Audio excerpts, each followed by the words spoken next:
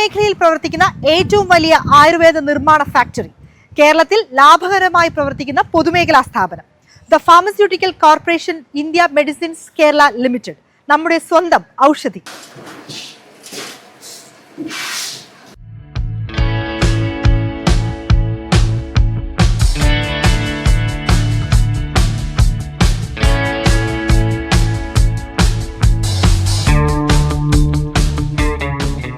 Indian വാർത്തയുടെ made in ഇന്ത്യയിൽ നമ്മൾ എത്തി നിൽക്കുന്നത് ഔഷധിയിലാണ്.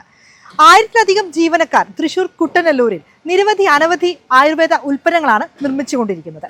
ഇവിടെ 450-ലധികം മരുന്നുകൾ, ടാബ്ലറ്റ്സ്, കഷായങ്ങൾ, അരിഷ്ടങ്ങൾ, ലേഹ്യങ്ങൾ എന്നിങ്ങനെ നിർമ്മിക്കുന്നുണ്ട്. ഇവർക്ക് സ്വന്തമായി 25 പേറ്റന്റുകളുണ്ട്.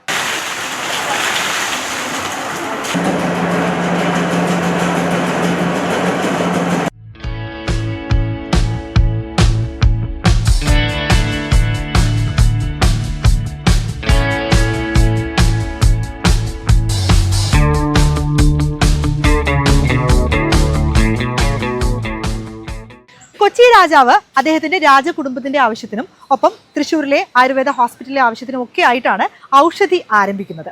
എന്നാൽ ഇന്ന് കേരളത്തിനകത്തും പുറത്തുമുള്ള നിരവധി ആയുർവേദ ഹോസ്പിറ്റലുകളിലും ഒപ്പം ഡിസ്പെൻസറികളിലും ഒക്കെ ഔഷധി എന്ന ബ്രാൻഡിലുള്ള ഉൽപ്പന്നങ്ങൾ എത്തുന്നുണ്ട്.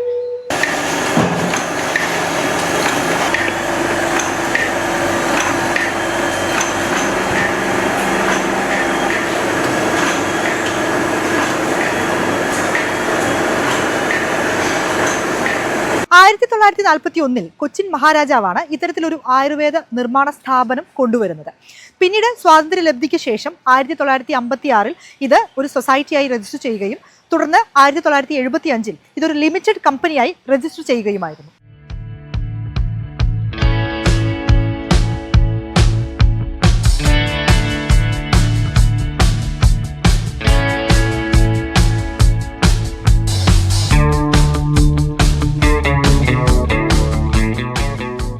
ഇതിപ്പോഴേ മുറിവെണ്ണയാണ് ഇപ്പം ഇവിടെ ചെയ്തുകൊണ്ടിരിക്കുന്നത്. മുറിവെണ്ണ എന്ന് പറയുമ്പോൾ അതിൻ്റെ അവസാന സ്റ്റേജിലോട്ടാണ് ഇത് വരുന്നത്. ഇതിൻ്റെ അകത്ത് മുരിങ്ങയിലയുണ്ട്, ചുമന്നുള്ളിയുണ്ട്, കറ്റാർവാഴയുണ്ട്, കറിവേപ്പിലയുണ്ട്, അങ്ങനെ ഒരുപാട് കൂട്ടം ചേരുന്നതാണ് മുറിവെണ്ണ. ബാഹ്യമായിട്ടും ആന്തരികമായിട്ടും മുറിവെണ്ണ ഉപയോഗിക്കുന്നുണ്ട്. ഈ ഒടിവിന്, ചതവിന് ഒക്കെ മുറിവെണ്ണ ഭയങ്കരമായി നല്ലതാണ്. ഇപ്പം നമ്മുടെ ദേഹത്തൊക്കെ ഒരു വേദനയുണ്ട്, ഈ മുറിവെണ്ണ തേച്ച് ഒരു ചൂടുവെള്ളത്തിൽ കുളിച്ചാൽ അത് വലിയ ആശ്വാസം ഉണ്ടാക്കുന്ന ഒരു പ്രത്യേക എണ്ണയാണ്. ഏറ്റവും കൂടുതൽ ഔഷധിയിൽ വിറ്റുപോകുന്ന ഒരെണ്ണയാണ് ഈ മുറിവെണ്ണ. വായ്പുണ്ണൊക്കെ വരുമ്പോൾ നമ്മൾ മുറിവെണ്ണ ചെറിയ ചൂടിൽ വായിൽ കവക്കൊള്ളാനായിട്ട് കൊടുക്കാറുണ്ട്. അത് വായ്പുണ്ണൊക്കെ അത് പെട്ടെന്ന് അതിന് ശമനം വരുന്നു എന്നാണ് ഇത് അനുഭവിച്ചിട്ടുള്ളവരെല്ലാവരും പറയുന്നത്. ഇവിടെ ഇപ്പം പല കാര്യങ്ങളാണ് ഇവിടെ ഇപ്പം ഈ ഒരു പ്രദേശത്തുണ്ടാക്കുന്നത്. പാനിൽ ഉണ്ടാക്കിക്കൊണ്ടിരിക്കുന്നത് ഗുളികയുണ്ട്, അതുപോലെ ലേഹ്യമുണ്ട്, കഷായമുണ്ട്, എണ്ണകളുണ്ട്.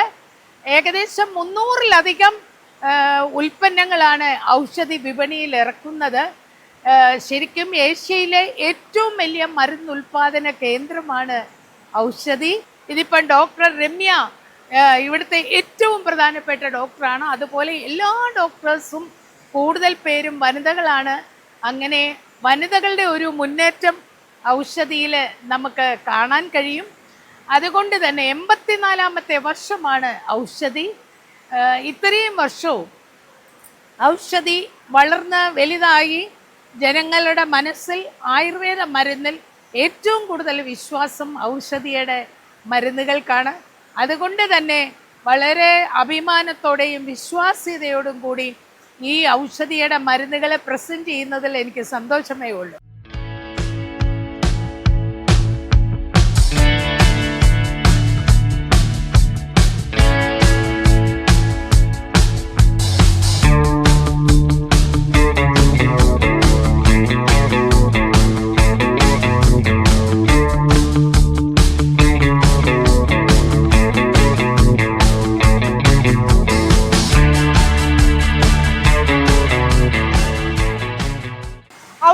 Chairperson Shobhana George madam നമ്മോടൊപ്പമുണ്ട്. Madam നമസ്കാരം.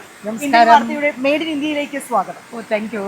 നമ്മളിവിടെ വന്നു, പ്രൊഡക്ഷൻ യൂണിറ്റുകൾ കണ്ടു, ഒരുപാട് യൂണിറ്റുകൾ അല്ലേ? അതെ അതെ അതെ. ശരിക്കും ഈ ഒരു ഔഷധിയെ ശോഭന ജോർജ് മാഡം ചാർജ് എടുക്കുന്നതിന് മുമ്പും ശേഷവും എന്ന് നമ്മൾ പറയുകയാണെങ്കിൽ മാഡത്തിന് എന്തൊക്കെ വ്യത്യാസമാണ് തോന്നിയത്? ആ ഒരു ഗ്രോത്ത് ഒന്ന് പറയാമോ?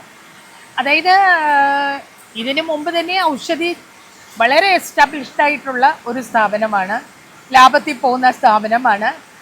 ജനങ്ങൾ ഏറ്റവും കൂടുതൽ ഔഷധിയുടെ ആയുർവേദ ഉൽപ്പന്നങ്ങളാണ് ഉപയോഗിക്കുന്നത്. പക്ഷേ കഴിഞ്ഞ 4 വർഷത്തിനിടയിൽ ഭയങ്കര റിമാർക്കബിൾ പ്രോഗ്രസ് ആണ് ഔഷധിയുടെ സമസ്ത മേഖലകളിലും ഉണ്ടായിട്ടുള്ളത്.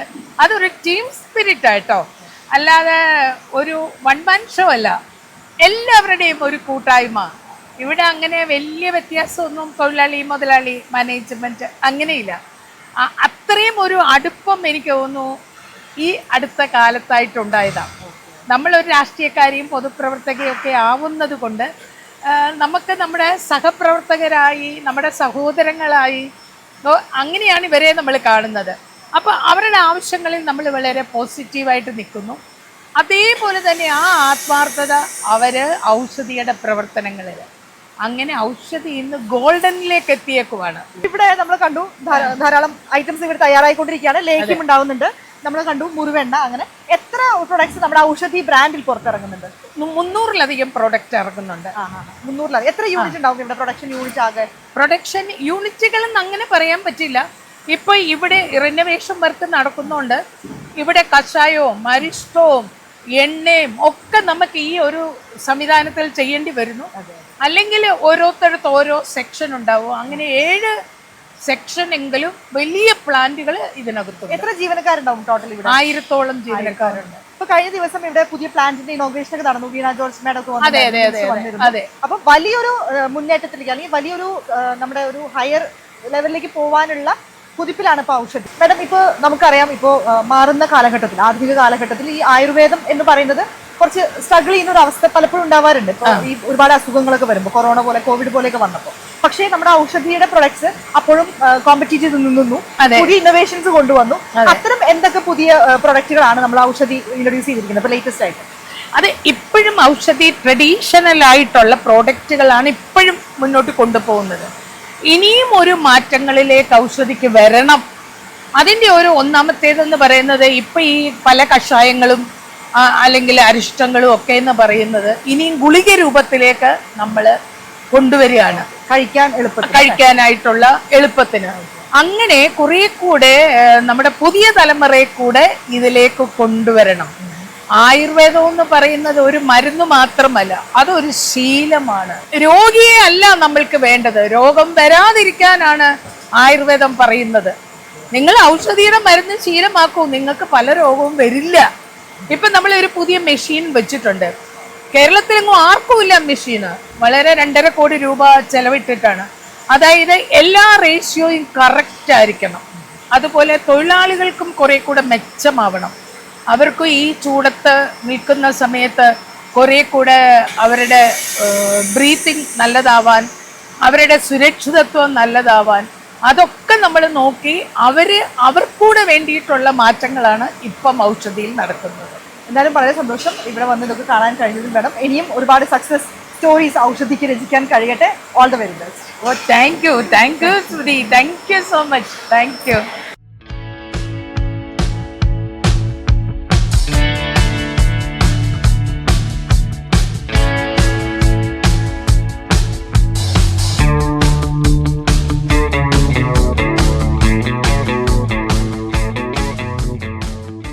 ഔഷധിയിലെ പ്രൊഡക്ഷൻ ലൈൻ ആരംഭിക്കുന്നത് ഇവിടെ വെച്ചാണ്.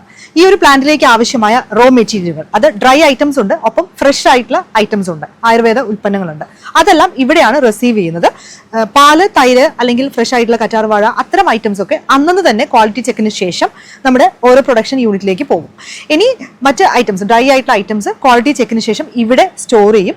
അതിനുശേഷം ആവശ്യാനുസരണം ഓരോ പ്ലാന്റിലേക്കും ആവശ്യമായ അളവിൽ അത് ഇവിടെ നിന്ന് കൊണ്ടുപോകും. അങ്ങനെയാണ് ഇവിടുത്തെ ഒരു പ്രൊഡക്ഷൻ ലൈനിന്റെ ആരംഭം.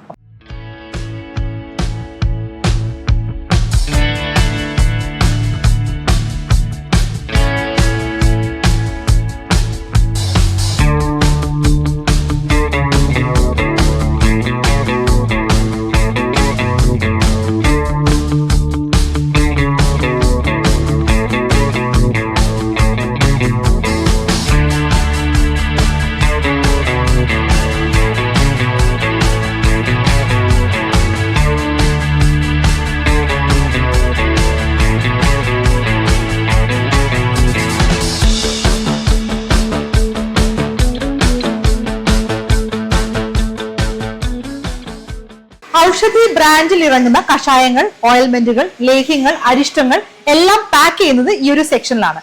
ഇപ്പോഴത്തെ മോഡേൺ എക്യുപ്മെന്റ്സ് ഒക്കെ ഉപയോഗിച്ച് സിസ്റ്റമാറ്റിക് ആയിട്ട് ഇവിടെ പാക്ക് ചെയ്യുന്നത് നമുക്ക് കാണാം.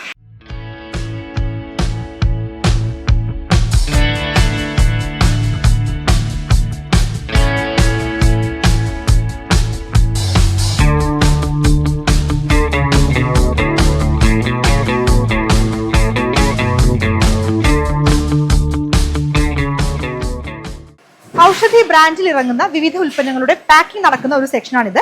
അവിടെ കാണുന്ന ഒരു റൂമിൽ മെഷീൻ സഹായത്തോടു കൂടി ഇത് ബോട്ടിൽ നിറയ്ക്കും. നമുക്ക് കാണാൻ പറ്റും, വളരെ മനോഹരമായി അതിങ്ങനെ ഓട്ടോമാറ്റിക്കലി ഒരു കൺവെയർ വഴിയാണ് ഇത് മൂവ് ചെയ്യുക. അങ്ങനെ നിശ്ചിത അളവിൽ ബോട്ടിലിംഗ് ചെയ്തതിനു ശേഷം കൺവെയർ വഴി ഈ സെക്ഷനിലെത്തും. ഇവിടെ അതിൽ ഇവർ ലേബിൾ ചെയ്യും, ഇതുപോലെ ലേബിൾസ് ഒക്കെ ഒട്ടിക്കും. അവിടെ നമുക്ക് കാണാം തൈലങ്ങളുടെ പാക്കിംഗ് നടക്കുന്നു. ഇവിടെ ഇതുപോലെ ലേഹ്യങ്ങളാണ് നടക്കുന്നത്. അപ്പുറത്ത് ചില ലേബലങ്ങളൊക്കെ പാക്ക് ചെയ്യുന്നുണ്ട്. സ്റ്റിക്കർ ഒട്ടിച്ചതിന് ശേഷം ഇതുപോലെ കാർട്ടണിൽ നിശ്ചിത അളവിൽ അത് പാക്ക് ചെയ്ത് വെക്കുന്നു. തുടർന്ന് കൺവെയർ വഴി സ്റ്റോറിംഗ് സെക്ഷനിലേക്ക് പോകും.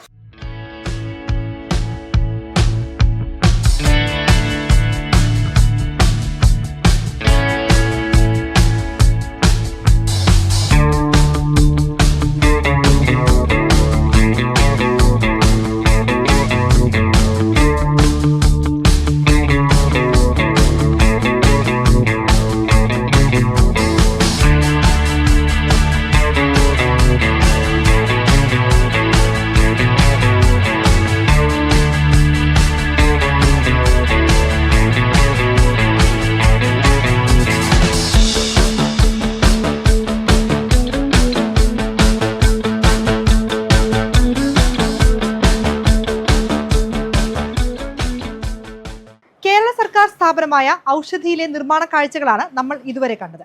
ടാബ്ലറ്റുകൾ, അരിഷ്ടങ്ങൾ, കഷായങ്ങൾ, ലേപനങ്ങൾ തുടങ്ങി 450-ലേറെ പ്രൊഡക്റ്റുകളാണ് ഔഷധി എന്ന ബ്രാൻഡിൽ മാർക്കറ്റിലെത്തുന്നത്. കഴിഞ്ഞ സാമ്പത്തിക വർഷം 200 കോടി രൂപയായിരുന്നു ഔഷധിയുടെ ടേൺ ഓവർ. 2025-ൽ 500 കോടി ടേൺ ഓവർ ലക്ഷ്യം വെച്ചുകൊണ്ടുള്ള പ്രയാണത്തിലാണ് ഔഷധി.